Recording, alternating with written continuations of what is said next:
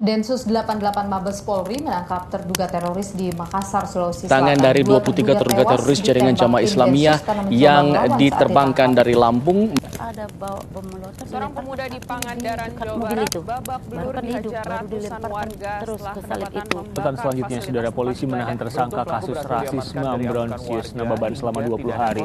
Ambrosius diduga terlibat ujaran rasial kepada mantan komisioner Komnas HAM Natalius Pigai.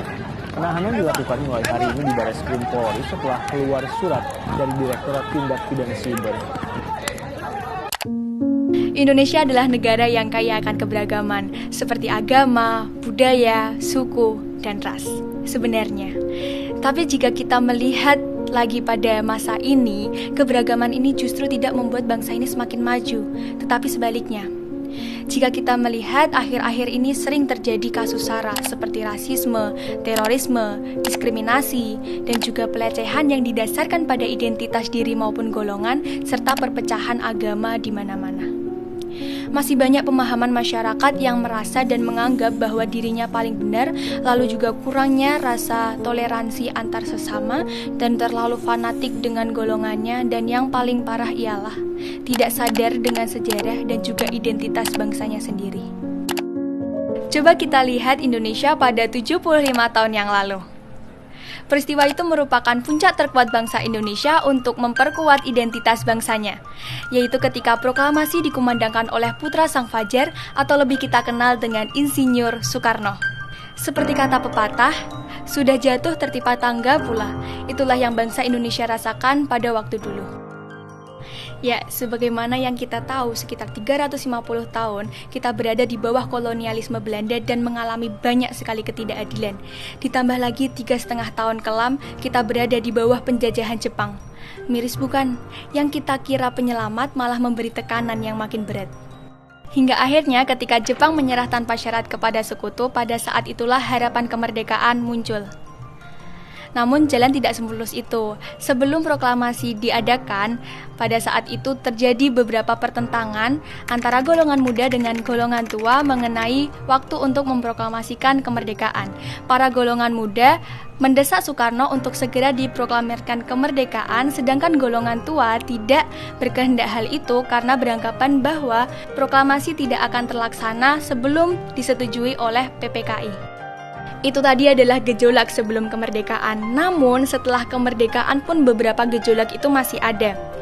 Apabila kita mengingat dan mengetahui bersama bahwa hampir terjadi gesekan antara pemerintah pada saat itu dengan Indonesia Timur mengenai poin pertama pada gagasan dasar negara Republik Indonesia yang tertuang pada Piagam Jakarta atau Jakarta Charter, di mana disebutkan di sana yaitu ketuhanan dengan kewajiban menjalankan syariat Islam bagi pemeluk-pemeluknya. Lalu setelah itu, bagaimana sih tanggapan pemerintah akan hal itu? Tanggapan pemerintah pada saat itu yaitu Panitia 9 sebagai pencetus Piagam Jakarta, mereka berunding kembali untuk mencari solusi terbaik untuk masalah itu. Rasa persatuan dan kesatuan pada saat itu sangat terasa. Bagaimana para tokoh bangsa mengenyampingkan kepentingan golongan dan mereka juga berjuang bersama untuk persatuan Indonesia. Saya yakin dari Sabang sampai Merauke tidak semua orang melakukan hal-hal seperti yang saya katakan di awal tadi. Masih banyak kok orang-orang yang sadar dengan sejarah dan juga identitasnya sebagai bangsa Indonesia. Keberaneka-ragaman yang ada di Indonesia ini sebenarnya bisa menjadi sebuah kekuatan untuk memajukan bangsa ini. Tinggal bagaimana kita menjaga dan menjalankannya tanpa mengutamakan ego masing-masing. Ingat, nasib bangsa Indonesia saat ini ada di tangan kita sebagai generasi bangsa. Dan saat ini, waktunya kita untuk menunjukkan aksi kita for Indonesia to the next level.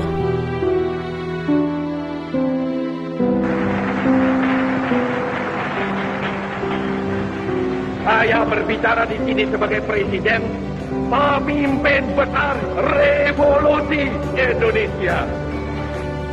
Dari Sabang sampai Merauke, 4 perkataan ini bukanlah sekadar satu rangkaian kata ilmu bumi.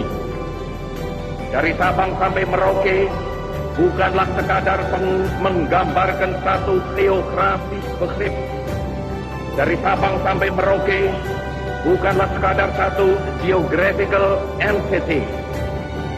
Ia adalah merupakan satu kesatuan kebangsaan.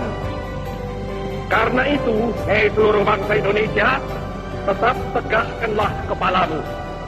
Jangan mundur, jangan berhenti, tetap derapkanlah kakimu di muka bumi. Jikalau ada kalanya saudara-saudara merasa bingung, jikalau ada kalanya saudara-saudara hampir berputus asa, jikalau ada kalanya saudara-saudara kurang mengerti jalannya revolusi kita, yang memang kadang-kadang seperti bahtera di lautan badai yang mengamuk ini, kembalilah kepada sumber amanat penderitaan rakyat kita yang kongruen dengan social conscience of man. Kembalilah kepada sumber itu, sebab di sanalah saudara akan menemukan kembali realnya revolusi.